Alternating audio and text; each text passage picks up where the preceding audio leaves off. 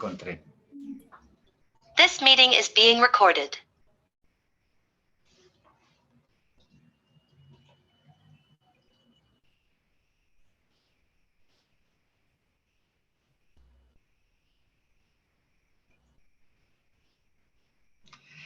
Bueno, muy buenas tardes a todos y todas. Es para nosotros, la Facultad de Odontología de la Universidad de Antioquia y el programa de graduados, un placer volver a contar con ustedes, con su asistencia y participación en este evento que hemos denominado Encuentros Gremiales.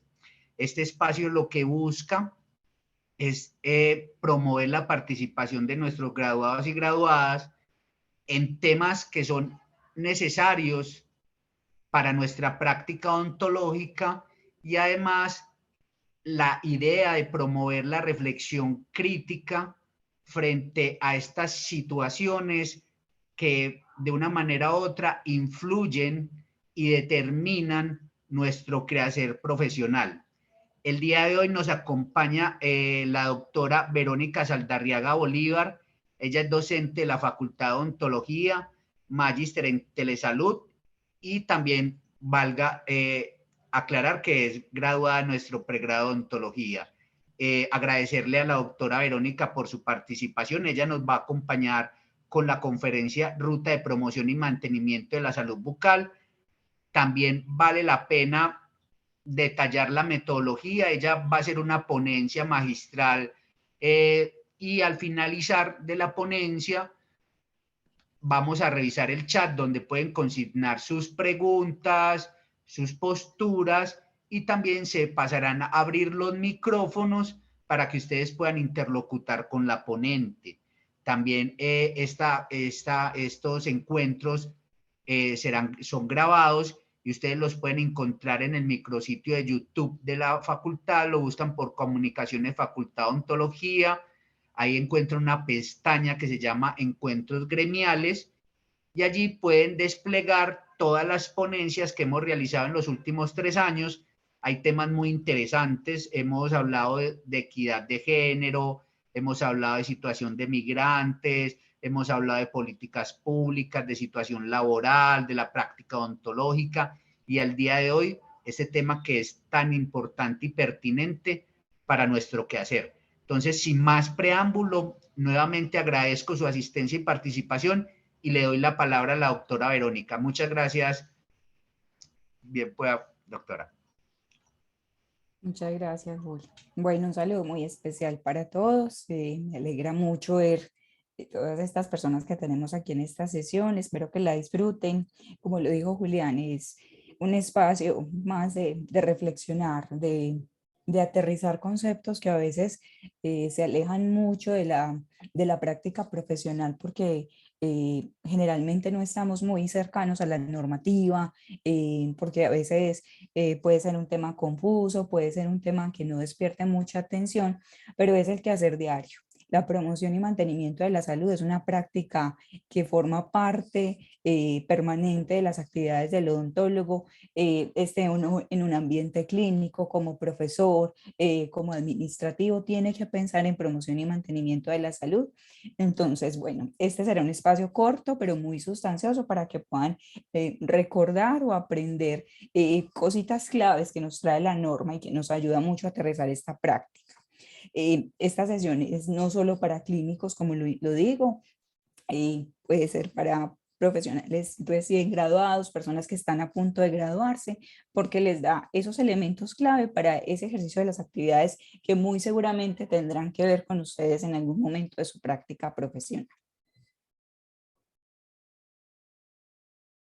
Bueno, entonces, para comenzar, contarles que la ruta de promoción y mantenimiento de la salud parte de una resolución, es un elemento normativo que se conoce como resolución 3280 y esta resolución fue emitida en el año 2018. Ustedes me dirán, pues que ya lleva unos añitos, efectivamente sí, pues realmente no es nueva, ya hemos estado hablando mucho de ella. Sin embargo, ha sido evidente que tanto en la ciudad como en el país, como a nivel institucional, hay ciertos vacíos y temores de poder implementarla y materializarla. Lo importante de la norma, pues, es que ha permitido que las personas la vayan conociendo, vayan haciendo un ejercicio práctico de lo que significa y ponerla en marcha con el día a día de las actividades clínicas del profesional. Aquí en esta imagen que ustedes pueden observar hay algunas palabras clave que tienen relación con todos estos elementos normativos y claramente con la ruta de promoción y mantenimiento. No me voy a quedar en cada una de ellas, sin embargo la traje porque me parece importante que hagamos como una reflexión, ¿cierto? Que de ahí conozco y qué cosas no tengo ni idea qué significan. Hoy el profesional en odontología debe tener muy claro qué significa cada una de esas palabras que está ahí para entender cómo esas acciones, tanto individuales como colectivas, se van a materializar en ese mejoramiento, ¿no?, de la salud de nuestros pacientes. Y vamos de la mano con muchos referentes normativos, con construcciones conceptuales que han facilitado ese proceso. Bueno, para empezar hay que hablar que esta resolución tiene como una línea del tiempo, de dónde viene todo este concepto, hacia dónde vamos y en qué estamos en este momento. Entonces, para iniciar, tenemos una resolución, que era una norma técnica de promoción y prevención, que era la famosa 412 del año 2000. Es muy probable que muchos de ustedes la recuerden. Era un protocolo diario de esas actividades de promoción y prevención donde nos hablaban específicamente cómo se hacía, cuál era el paso a paso para esas actividades específicas que en ese momento, bueno, y que hoy siguen siendo el control de placa, la aplicación del flúor, los sellantes y el de tartraje. Arrancamos en ese momento con esa resolución, pero entonces ratifico, la traigo hoy para ratificar que es una norma que ya no está vigente, no puede ser elemento de consulta profesional para el protocolo de las actividades de promoción y prevención. Sin embargo, hay un problema grande y es que si usted entra a Google y pone resolución 412 del año 2000, pues sale. Se publica y la puede descargar y la puede leer. Y eso es delicado en términos, por ejemplo, académicos, porque muchas veces el estudiante la usa como fuente de consulta, como referencia de su trabajo o de sus protocolos clínicos, y hay que tener presente que como no está vigente, no es válida para el ejercicio de protocolizar una acción. ¿Qué pasa entonces? En el año 2018 llega la resolución 3280, que en primer lugar nos ratifica que la 412 queda derogada.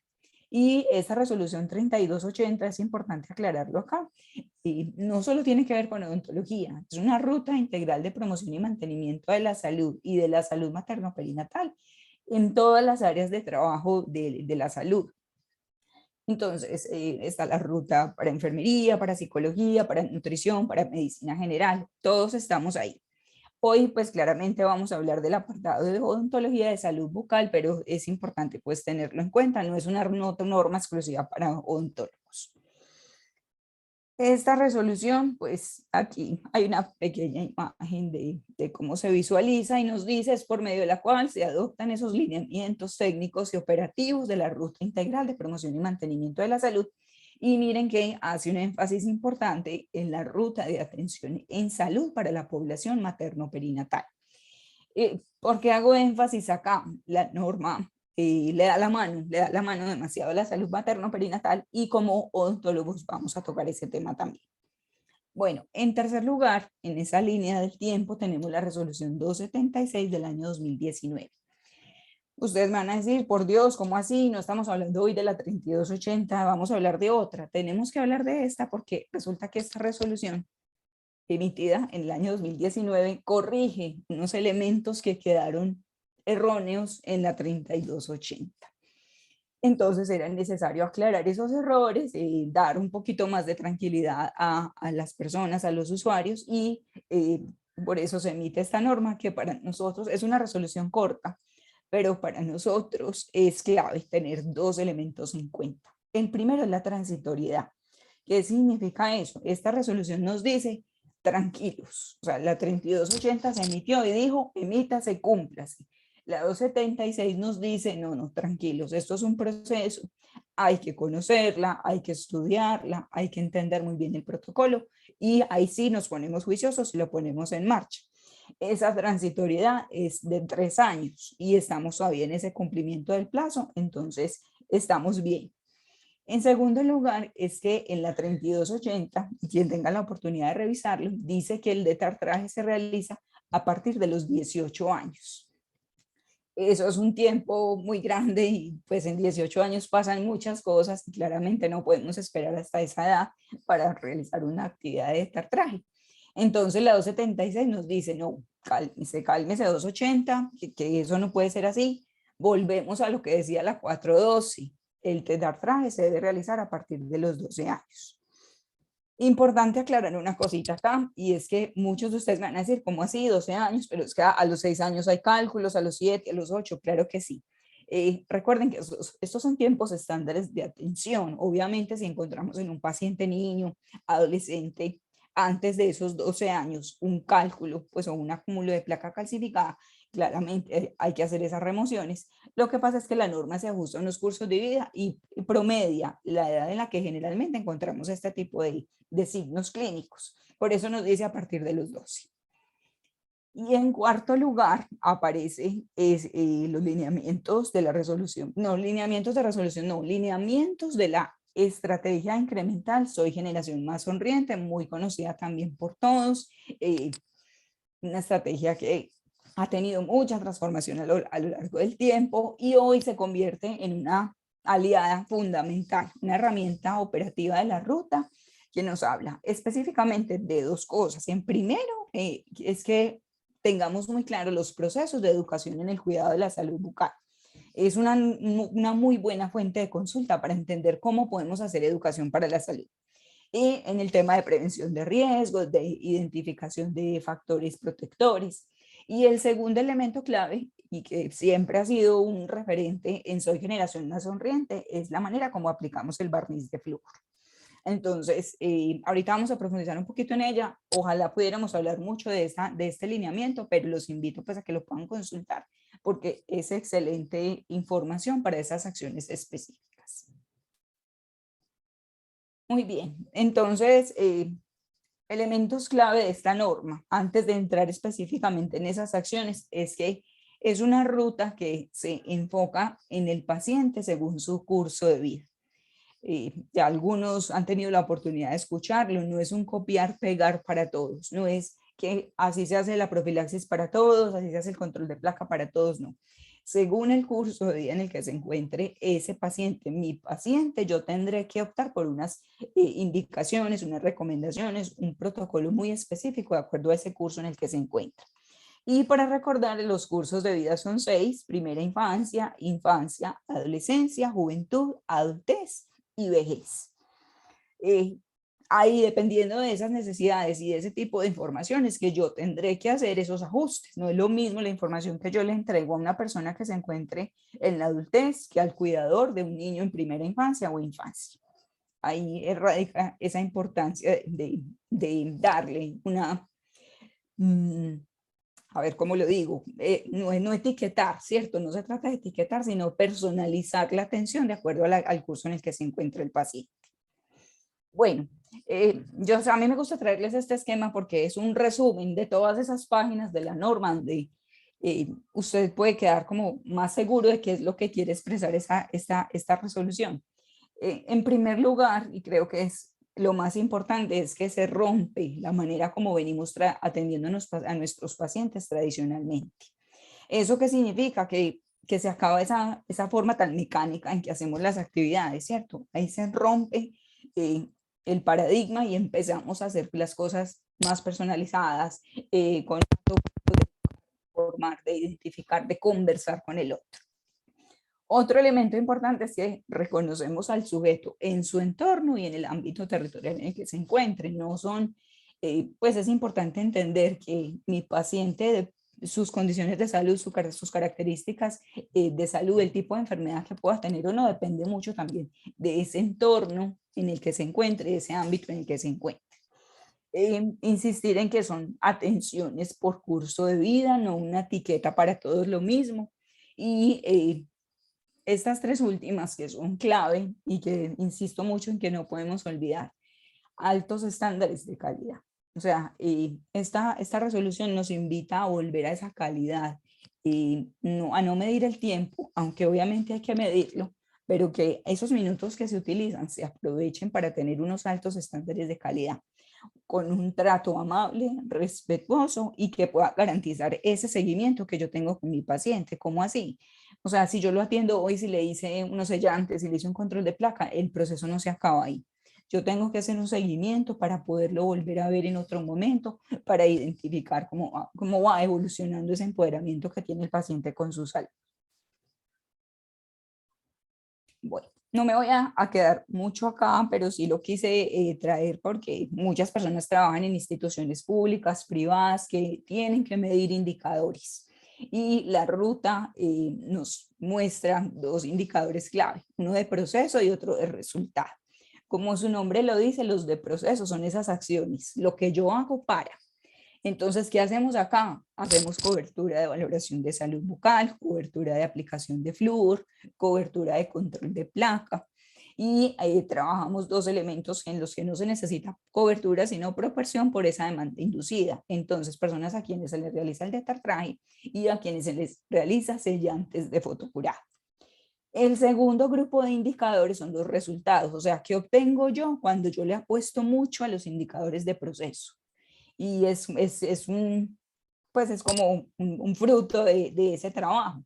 Indicadores de resultado aquí sé que son, que tengo claro cuántas personas en proporción son atendidas con diagnóstico de caries, con diagnóstico de gingivitis y enfermedad periodontal.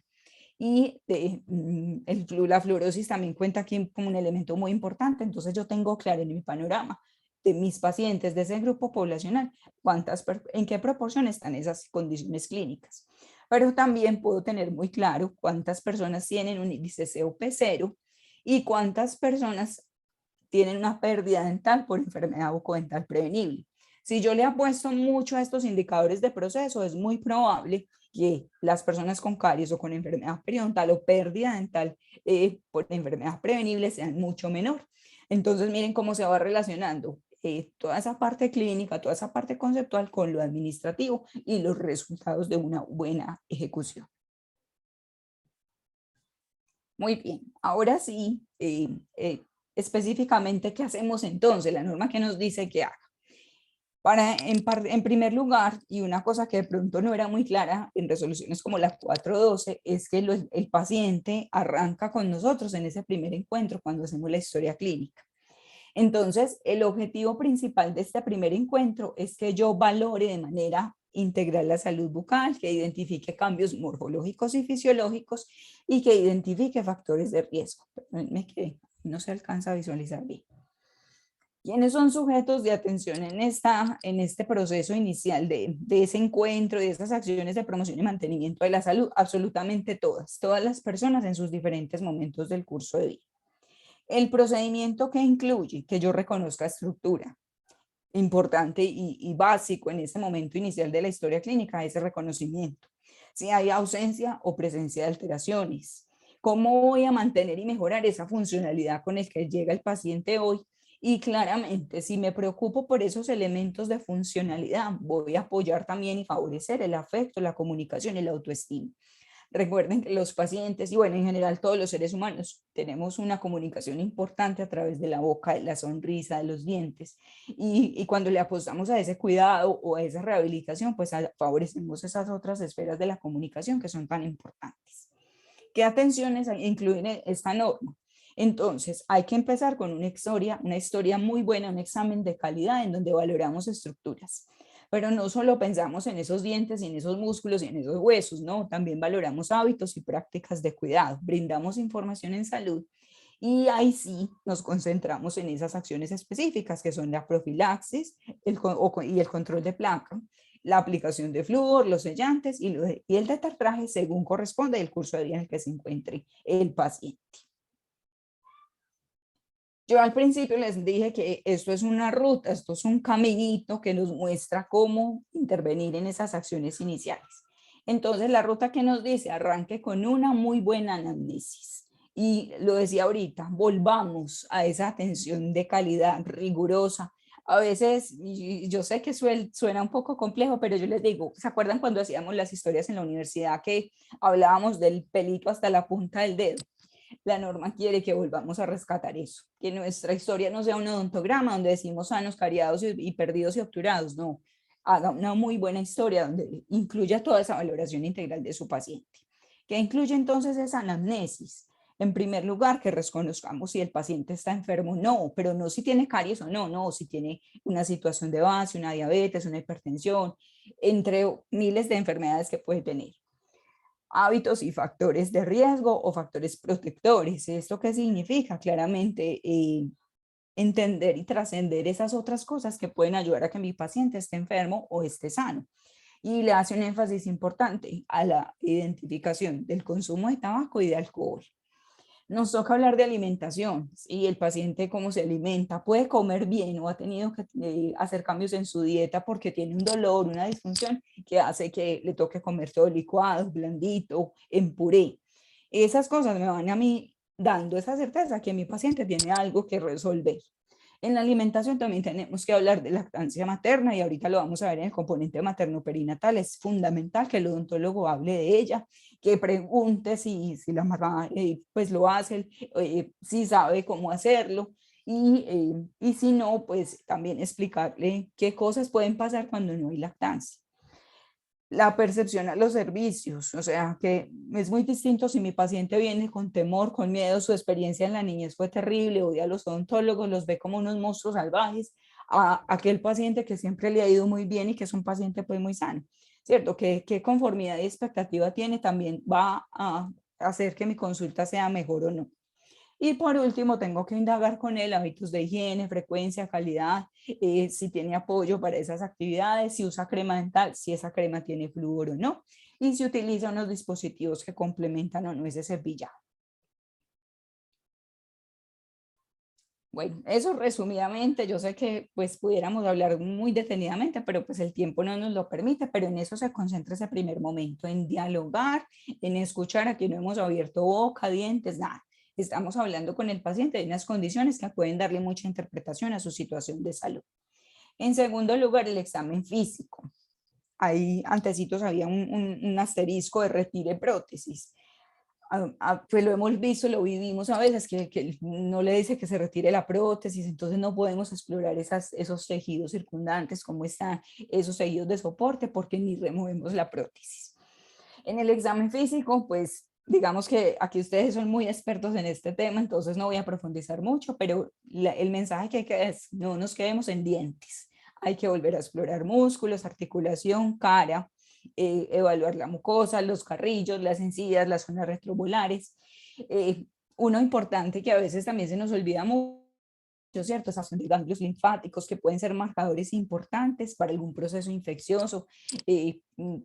Pues no quiero ser muy extremista, pero entonces, ¿cierto? Un cáncer, una situación a la que le podemos salvar la vida al paciente por hacer una buena exploración, un buen diagnóstico presuntivo y tal vez intervenir en acciones que le salven la vida al paciente.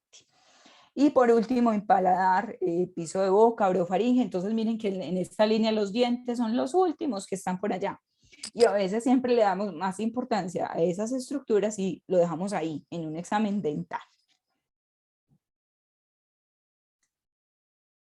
Muy bien, en tercer lugar, entonces ya después de esa conversación inicial con el paciente, ese examen físico riguroso donde le volvemos a hacer un detalle muy especial a esa evaluación, pasamos a ese plan de cuidado. En ese plan de cuidado es importante hablar de derechos en salud. Al paciente hay que contarle a qué derechos tiene, ¿cierto? Porque a veces los desconocen y no los hacen valer. Cuidado en salud bucal, cómo está su alimentación, su actividad física, su higiene personal. El mensaje que esta resolución y que me parece muy lindo rescatar es que no somos profesionales de los dientes, somos profesionales de la mano con un paciente que tiene un montón de necesidades y de las que a veces desconoce mucho porque nadie se toma el tiempo de hablarle. Entonces, hay que hablarle de alimentación al paciente, claro, y no somos nutricionistas, pero tenemos elementos que nos permiten dar un poco de teoría al respecto, de actividad física, la importancia de que cuide su corazón, de que se hagan los chequeos periódicos. Y eso se conserva según el curso de vida. Aquí por eso es que es tan importante no etiquetar, sino que dependiendo de mi paciente, yo le hablaré de esas situaciones que le van a ayudar a mejorar o por lo menos a mantener una buena situación de salud. Y esa concertación entonces se hace por curso de vida. ¿Cómo así? Ahora sí vamos como a la carnita principal, a ese centro de la torta, pues que necesitábamos conocer o recordar hoy. Esas acciones principales en las que yo tengo que ver si mi paciente las necesita o si por su curso de vida, por sus hábitos, por su situación de salud, pues hay que realizarlas. ¿Cuáles son? Siguen siendo 4. Control de placa y profilaxis, que son como hermanitas. En este control de placa y profilaxis hay que tener en cuenta una cosa fundamental, y es que la norma lo dice, hay que hacer un revelado de placa. Usted no puede hacer la profilaxis y ya no, usted tiene que revelar esa placa para poder mostrarle a su paciente qué gradientes de tinción tiene. Porque puede haber placa reciente, pero puede haber placa muy viejita que lleva un montón de tiempo acumulada ahí, porque el paciente no logra ver esas partes o no las explora en el cepillado. En este punto es importante recordar que es obligatorio el uso de un espejo de cara para mostrarle al paciente esos gradientes, porque de nada me sirve yo decirle, ay, si usted tiene mucha placa, no, venga, muéstreme dónde, en qué zonas, cuáles son las zonas de más difícil acceso. Hay que hacer el índice, pues generalmente la mayoría de las historias clínicas en las instituciones lo permiten hacer, y eso me va también a mí como odontólogo permitir que tan avanzado no está ese compromiso de placa bacteriana. Es un momento ideal para hablar pues para evaluar la higiene, para decirle al paciente, muy bien, lo estás haciendo muy bien, o venga, ¿qué vamos a hacer para mejorar? Y ahí en ese punto hay que hablar de elementos que le van a ayudar a ese momento de higiene. Entonces, cepillos, seda dental, enjuagues, cepillos interproximales. Es lamentable la situación, pero muchas veces tenemos pacientes con ortodoncia y que llevan muchos años con la ortodoncia y no tienen ni idea que es un enhebrador o que es un cepillo interproximal. Entonces nos toca rescatar eso y ayudar. Y prescribir entonces esos elementos, ¿cierto? Porque no es decirle al paciente, vaya y compre un cepillo, no, venga, doctor, ¿cuál compro? Ahí allá en el supermercado, en la tienda, hay un montón de oferta, ¿cuál es el que me sirve a mí? Entonces ahí también hay que concertar eso. En segundo lugar, la topicación con flúor. Entonces, pues la norma habla de aplicación, Soy Generación Más Sonriente vuelve y dice topicación. Ahí hay algunas discusiones científicas alrededor de esto, pero entonces vamos a dejarlo como aplicación de flúor. Lo hacemos, y la norma lo dice, que se haga en barniz, pues sus beneficios se han demostrado bastante. Yo sé que ha habido algunas controversias también que le dan mucho valor al flúor en gel, pero la norma se concentra mucho en flúor en barniz, sobre todo pues por esa preservación en la estructura dental, lo que le aporta el esmalte y esa cantidad pues de flúor tan importante que contiene el barniz. Importante entonces recordar que siempre puedo aplicar flúor si mi paciente tiene fluorosis, se convierte en un elemento protector para ese esmalte que está poroso, que está débil, y no le va a dar más fluorosis. El odontólogo decide si lo aplica cada 6 meses, pero hay situaciones, hay casos clínicos en los que se puede reaplicar cada 3 meses. Recordar y tener presente, hay varias ofertas comerciales en el mercado. Usted como clínico decide, o la institución para la que trabaja decidir la cual utilizar, pero es importante tener en cuenta siempre el inserto donde están esas indicaciones del fabricante, revisar muy bien el protocolo que el fabricante menciona, y tener presente que, por ejemplo, hay uno de los insertos de las marcas pues, que comúnmente utilizamos, que dice que hay cierto riesgo de episodios asmáticos en niños. Entonces hay que prestar atención ahí, advertirle al paciente o consultar con el papá si ha habido algún episodio de estos cuando le aplican el barniz. Muy bien. El control de placa y profilaxis y la topicación con flúor tienen unos ciertos rangos de edad cuando uno está trabajando amparado bajo el Sistema General de Seguridad Social. Entonces, estas dos actividades se pueden realizar de manera semestral a partir del primer año de vida. Y la topicación con flúor en barniz va desde el primer año hasta los 17 años de vida. La norma también nos dice que la atención en salud bucal por odontólogo se puede realizar una vez al año a partir de los 6 meses. Entonces aquí juega un valor muy importante hablarle a la futura mamá de llevar a su niño de manera temprana, ¿cierto? No esperar hasta los 2, 3 años, que es como la edad promedio en la que consultan. En tercer lugar, tenemos aplicación de sellantes. Los sellantes de fotocurado tienen un elemento importante que a tener en cuenta, y es el protocolo de cómo lo realizamos. Primero, pues tener en cuenta esas edades. La norma sugiere que entre los 6 y los 8 años se sellen los primeros molares permanentes y a los 9, 10 y 11 años el primer y el segundo premolar. Fundamental que haya limpieza previa, que cumpla con los tiempos del proceso de grabado y que siempre verifique adherencia y permanencia. Ojo con esta actividad porque muchas veces estamos con el aislamiento ahí listico, grabado, secado, y nos volteamos un momentico para coger el sellante, el paciente aprovecha y pasa la lengua. Se nos dañó el proceso, pero no vimos, entonces aplicamos el sellante y vuelve la mamá a la media hora, eso se le cayó al niño, que odontólogo tan malo, que materiales tan malos los que usan aquí. Se alteró el protocolo. Entonces hay que vigilar muy bien ese proceso de aislamiento y verificar esa adherencia y permanencia que se debe hacer para, primero, chequear oclusión, que es importante pues para que no se vaya a presentar alguna molestia articular, y en segundo lugar, pues comprobar que el sellante sí quedó bien adherido, porque si no, nos toca volver a repetirlo. Y tenemos también entonces, por último, el detartraje supra. Bueno, se me olvidó decirles, los sellantes, la norma nos recomienda que se realicen entre los 3 y los 15 años de vida.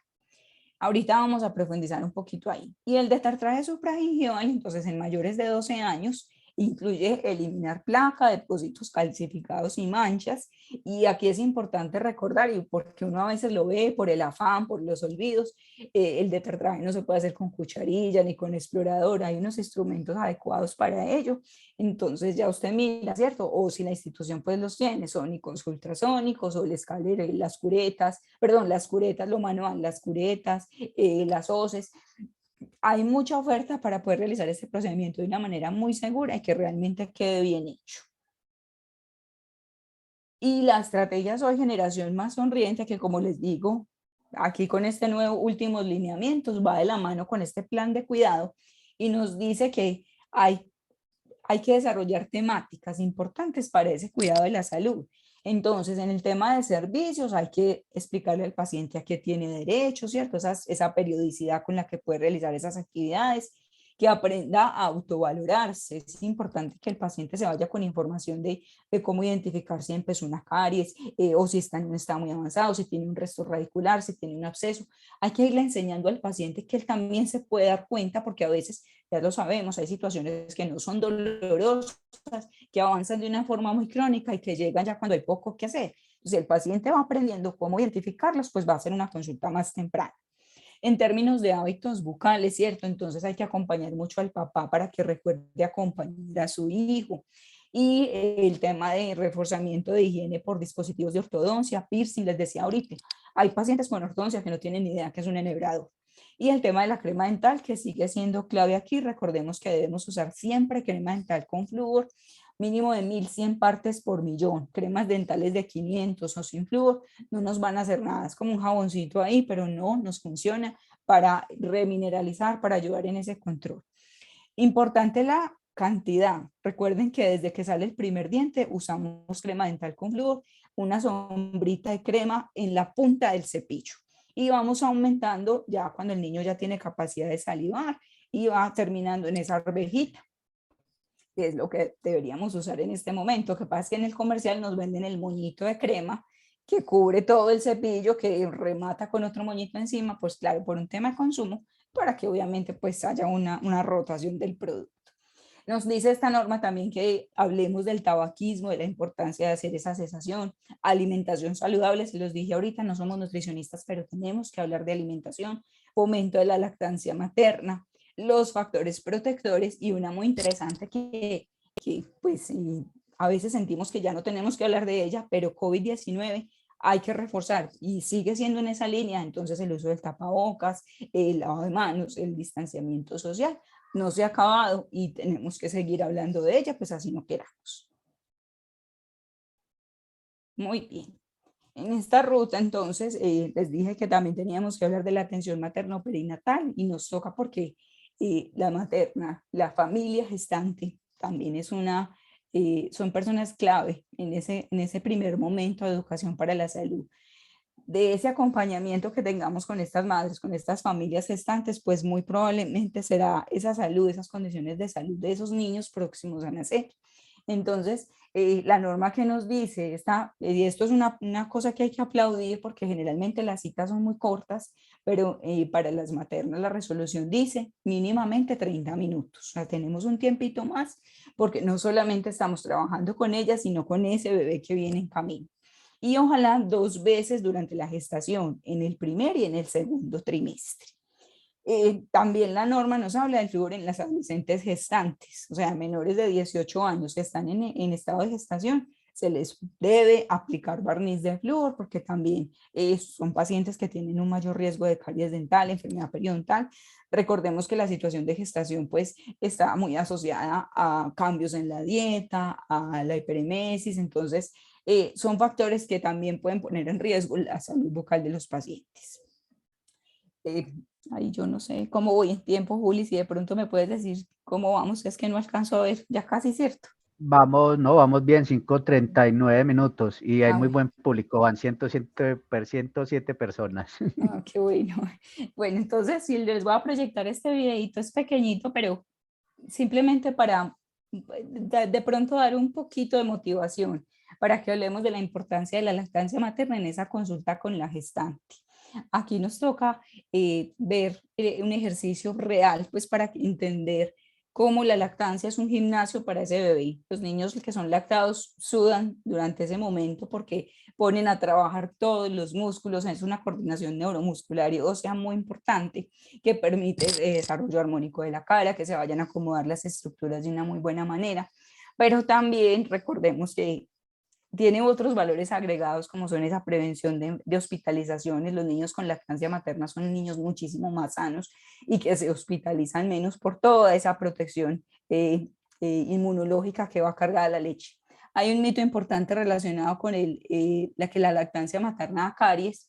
Miren cómo se elonga el pezón y casi directamente en la vía digestiva ingresa eh, el flujo de leche en el paciente.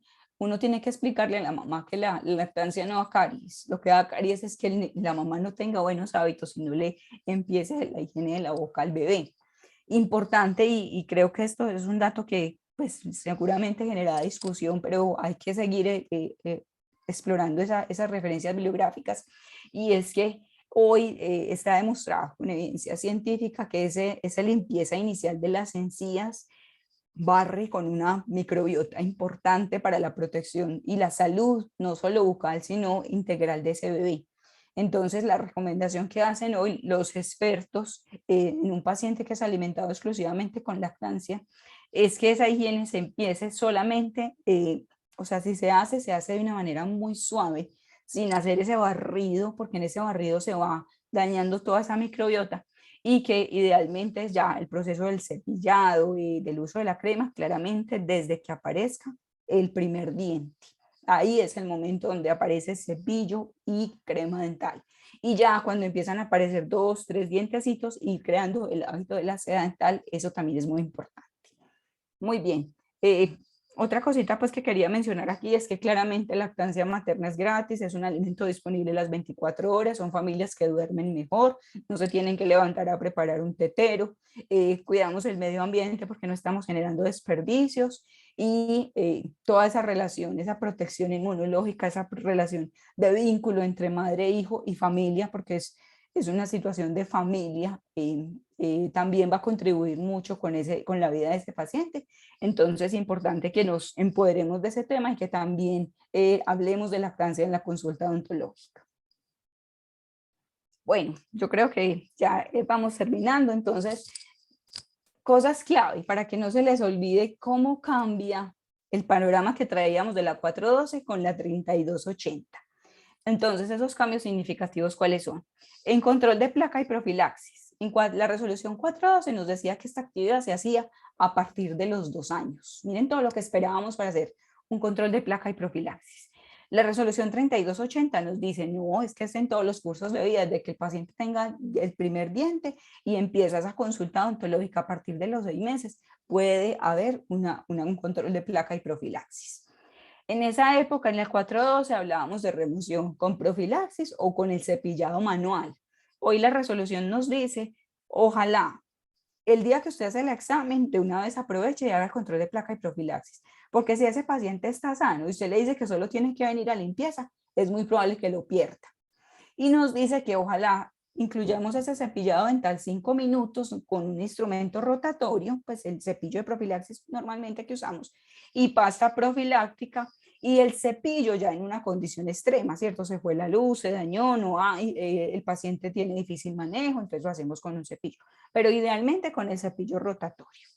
La 412 nos hablaba de portahilos y enhebradores, hoy la 3280 nos dice, háblele al paciente de otras cosas, los cepillos interproximales, los aditamentos que le van a ayudar a ese proceso de higiene.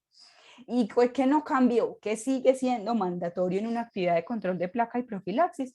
Que usemos espejo de cara. Recuerden, lo dije ahora, hay que mostrarle al paciente esos índices de tinción. Y aproveche el control de placa y la profilaxis dental para de una vez hacer el índice de caries, o sea, llenar el odontograma, hablar de revisar si hay enfermedad periodontal o no, y la fluorosis, que sigue siendo un marcador muy importante en la ciudad y en el país. Eso en cuanto a control de placa y profilaxis. Topicación con flúor, ¿qué decíamos en 412? Que se hacía de 5 a 19 años, el paciente debía estar sentado, poner cubetas, rollos de algodón, una muy buena succión con el eyector, y que si usted estaba trabajando en un municipio donde había fluorosis, ni riesgos de poner flúor. Hoy eso cambia totalmente, por eso insisto, no se apoyen en la 412 como referente de sus protocolos, porque van a salir con una información equivocada. Hoy la 3280 nos dice, recuerden, de 1 a 17 años, ojalá arranquemos desde el primer año de vida con revisión cada 3 a 6 meses, ideal el barniz, podemos ponerlo en fluorosis, y una cosa fundamental y que la estrategia de Soy Generación Más Sonriente también lo ratifica, entregue por escrito las recomendaciones. No le diga al paciente, no puede comer en 1 hora, no se cepilla hasta mañana, tiene un cambio de coloración, eso se va a sentir raro, no coma chicle pegado. Al paciente se le olvida. Escríbalo en una hojita, haga unas fichitas bien lindas y entréguele a la mamá. Y ojalá haya un carnet que controle cada cuánto está viniendo el paciente para hacer su aplicación de barniz, como la vacunación, porque es que a las mamás se les olvida, yo no me acuerdo, hace 2 meses, hace 1 mes, hace 1 año. Entonces un carnet permite controlar muy bien esa aplicación del barniz de flúor. En los sellantes, en la 412 hablábamos de sellantes de autocurado, se ponían en condiciones específicas, se podían poner en permanentes recién erupcionados y usted los debía revisar cada 6 meses o cada año a ver si seguían ahí, si no se habían fracturado. La 3280 que nos dice, usted puede poner sellantes en molares temporales si su criterio lo determina. Revíselos cada 3 o 6 meses, no espere tanto porque se fracturan muy fácil. Hoy los niños tienen una dieta bastante pegajosa, dura y se pueden fracturar muy fácilmente. Y un requisito fundamental es que los dientes estén totalmente erupcionados. Ese fluido crevicular no ayuda y no garantiza el protocolo de aislamiento y es un sellante que va a fracasar. ¿Qué no cambió? Seguimos hablando de sellantes entre los 3 y 15 años. Y que es mandatorio revisar que no haya burbujas, que quede bien adherido y hacer control de oclusión con papel de articular. No es preguntarle al paciente, ¿le duele? ¿Le talla? Haga así. Ah, bueno, le quedó muy bien. No, hay que hacer control oclusal con papel de articular. Y por último, el de tartraje supragingival. Recuerden, 412 dijo 12 años, 3280 dijo 18 años, pero la 276 corrigió ese error y dijo 12 años. Idealmente finalicemos siempre con profilaxis, un detartraje por esos posibles micropartículas que puedan quedar luego del procedimiento. Y si hay un compromiso extenso, bolsas, movilidad, por favor no deje el paciente ahí. Ah, ya le hice el detartraje ya. No, remítalo a la ruta de alteraciones de la salud bucal, enfermedad periodontal, donde le van a hacer ese manejo adecuado a esa situación particular de su enfermedad. Que no cambió, que es una actividad que sirve para remover depósitos y manchas y que hay unos instrumentos, como le dije ahorita, ideales para esa actividad. Bueno, aquí yo siempre les traigo esta imagen porque es tomada del ministerio y habla de esa periodicidad de cada una de las actividades. Muy bueno, pues si le pueden tomar un pantallazo, una fotico, para que sepan muy bien cuál es esa periodicidad en la que se recomienda la atención y el tipo de actividad, pues según la necesidad del paciente. Bueno, yo creo que ya me pasé un poquito del tiempo, entonces aquí termino. Espero que haya servido para refrescar conceptos, para recordar otros y bueno, para seguir aprendiendo cómo garantizar que esa cita, que a veces parece tan elemental, que es ese primer encuentro con el paciente donde hacemos actividades de promoción y mantenimiento, se convierta en la cita más importante para sus pacientes. Muchas gracias. Muchas gracias, doctora Verónica. Pues primero agradecer pues por toda la información que usted nos comparte. Como reflejo de ello, pues tenemos muy buen público la tarde de hoy. Nos han acompañado durante toda su charla aproximadamente 105 personas. Por acá nos saludan desde la IPS Salud Integral Sucre, ¿cierto? Entonces también es interesante pues ver cómo no solamente se conectan personas del departamento de Antioquia. Voy a hacerle algunas preguntas. Si quiere, usted las va anotando y les da respuesta a todas o una por una. Usted me dice, no son Mm, tan, o se una las por voy. una, sí, una Sí, por una, bueno, puede ser. perfecto. Por acá, Mónica Lorena pregunta, ¿en qué caso se aplica el flúor cada 3 meses? Bueno, sí, hay condiciones relevantes en los pacientes, por ejemplo, pacientes que tengan una dieta bastante azucarada, niños que están en jardines infantiles, que no tienen ese acompañamiento de sus papás, condiciones propias de su salud que imposibilitan un cepillado permanente, un cepillado o un control de placa permanente, los pacientes consumidores iba a decir de tabaco, qué horror, de tetero en las noches, ¿cierto? Que tienen un alto consumo de azúcar en esos episodios de sueño, obviamente con ese descenso en la producción salival, son pacientes que me van indicando que necesitan esa aplicación cada 3 meses. E indiscutiblemente un paciente que clínicamente tenga un alto índice de caries dental, restos radiculares, condiciones que de pronto ya no empiezan en estos niños tan pequeños, sino pacientes preadolescentes que tienen aparatología de ortodoncia o aparatología fija de ortopedia, que también necesitan tener pues una vigilancia importante y que se les puede aplicar cada 3 meses. Perfecto. Por acá nos pregunta, no dice quién, pero sí, buenas tardes. Aún con la 3280 se puede seguir utilizando el flúor en gel. Sí se puede seguir utilizando, pero bueno, yo lo decía, y hay muchos estudios que también le dan un peso importante a esa aplicación del flúor en gel. Sin embargo, las instituciones y todo este enfoque que se está haciendo de aplicación de la normativa están muy orientados a que ya las instituciones inviertan definitivamente en el barniz de flúor. Es un proceso lento y muy probablemente por la situación económica también de las instituciones no hayan podido dar ese paso, pero la tendencia es que vaya hacia ese punto.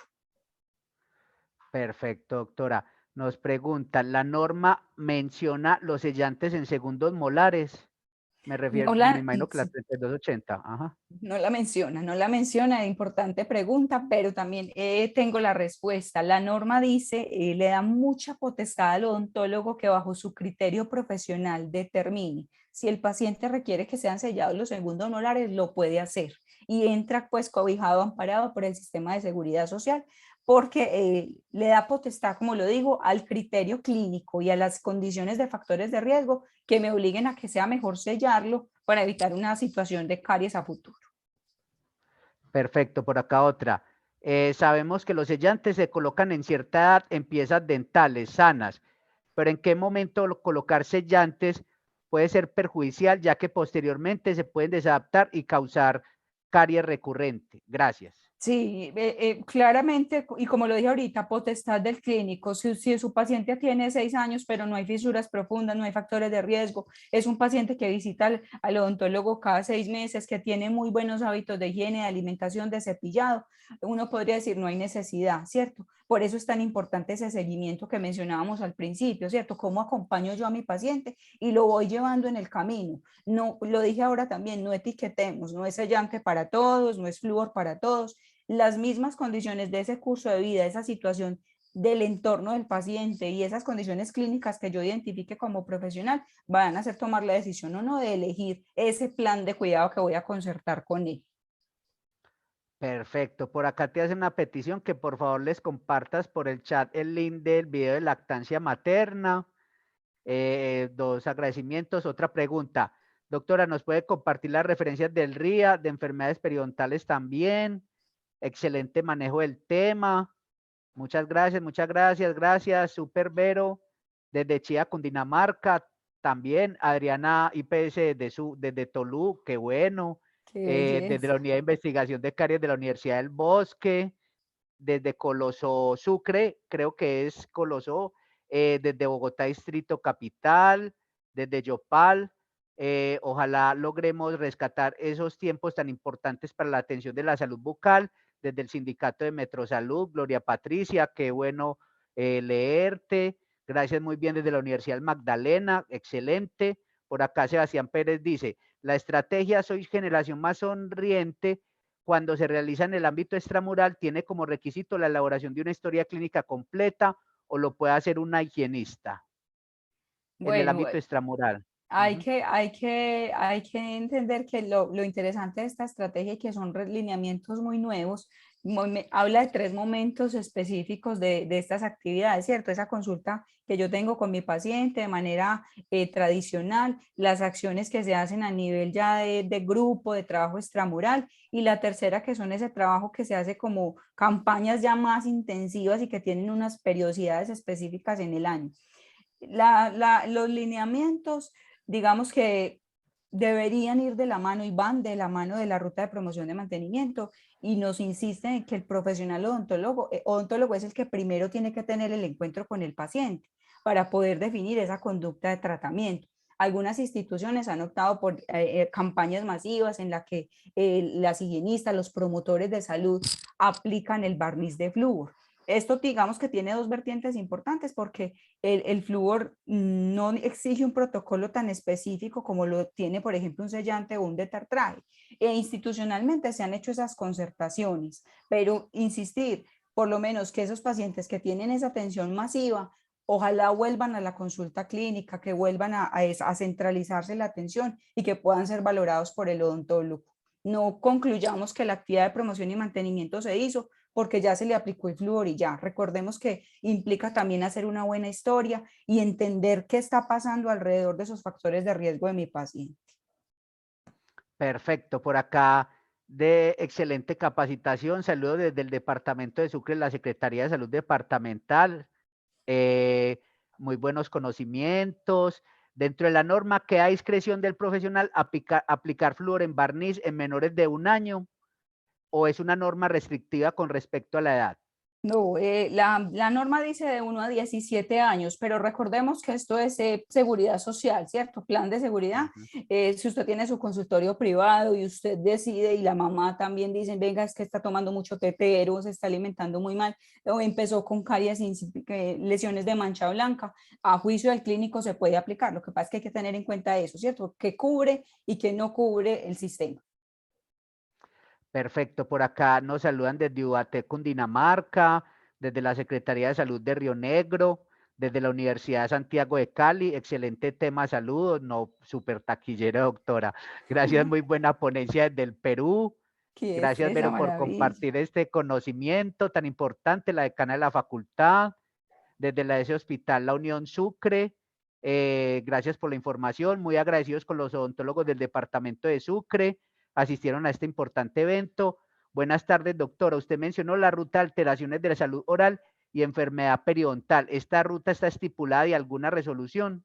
Todavía no, eso está en trabajito todavía, está mencionada desde el operativo y de lo que se proyecta, pero no se ha emitido todavía la resolución. Perfecto. Por acá también vuelven a agradecer desde el departamento de Sucre y nos agradecen pues por la información. Pues yo creo, si alguien más tiene alguna pregunta, por favor, para que la consigne en el chat. Si no, de todas maneras, agradecerles a todos y todas por su asistencia. Genial que este tipo de ponencias puedan llegar a todos los rincones del país, teniendo en cuenta pues lo pertinente de la temática. Agradecerle pues a Verónica, la doctora Verónica, que tiene un conocimiento muy claro del ejercicio. También recordarles que esta franja busca en la voz de nuestros graduados y graduadas generar reflexiones críticas frente a la práctica ontológica. en el espacio en YouTube tenemos montados todos los videos que hemos producido en 3 años con temáticas de género, el mundo del trabajo, con población migrante, todas estas situaciones que de una manera u otra a veces son necesarias conversarlas y empezar a trabajarlas. Por acá también llegan más mensajes. Muy agradecidos con los odontólogos. Buenas, esperen, se me perdió, que cubren los controles de las gestantes según la ruta. Sí, según la ruta, necesariamente esa historia clínica, control de placa, profilaxis, flúor si es adolescente gestante y derivación pues allá a sus tratamientos específicos de rehabilitación en caso de que se requiera. Y no se nos olvide, educación para la salud. Es un momento de encuentro con ese binomio mamá y bebé, de cómo van a ser esos cuidados del bebé y cómo va a seguir ella pues cuidando su salud bucodental. Perfecto. Juli, También están por acá preguntando por el link de asistencia, ¿no? No, no hay link de asistencia. Nosotros este no se certifica. La universidad no certifica este espacio. Muchas gracias por la conferencia. Agradecida Nueva EPS Zonal Sucre. Gracias, doctora. Muy buena ponencia. Otra pregunta, ¿cómo podemos desde su conocimiento, doctora, en 20 minutos ver al paciente como todo y no solo ver la cavidad bucal y hacer realidad, llenar una buena historia clínica? Es un reto y es un reto que hay que negociar también con la institución, con el personal administrativo. No, no, no es una situación fácil, lo sabemos, porque hay que evaluar muchas cosas, pero la idea es que volvamos a ello, ¿cierto? ¿Y qué podemos garantizar? Que el formato, que el medio que tenemos para elaborar la historia clínica nos recuerde que tenemos que preguntar, ¿cierto? Nos dé la idea o el patrón de qué cosas es la que tenemos que recordar y preguntar para que no se nos pasen por alto. Entonces, esa es una buena herramienta. Yo les voy a dejar mi correo en el chat. Las personas que necesiten la presentación o el enlace del video, si me pueden escribir un mensajito, yo con mucho gusto a vuelta de correo les envío lo que necesiten.